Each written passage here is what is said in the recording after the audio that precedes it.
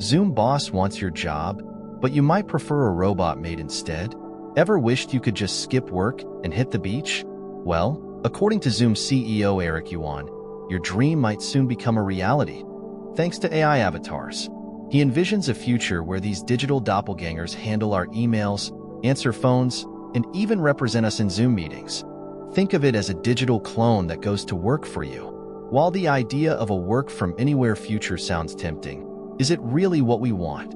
A recent survey in Poland reveals that people are more comfortable with robots doing chores than having AI avatars take their jobs. But here's the catch. While robots might be better at cleaning and cooking, avatars are likely to make their way into the workplace sooner. Why? Because they're much easier to implement. Imagine a world where you can attend a meeting from the comfort of your couch, with your avatar doing all the talking and taking notes. Sounds pretty appealing, right? So, what's the answer? Maybe it's a blend of both. We might see robots doing the dirty work, while avatars handle the less personal tasks. But ultimately, the decision of how to integrate these technologies will be up to us. What do you think? Are you ready to give up your job to an AI avatar? Or would you rather stick with robots for the chores and keep your own career?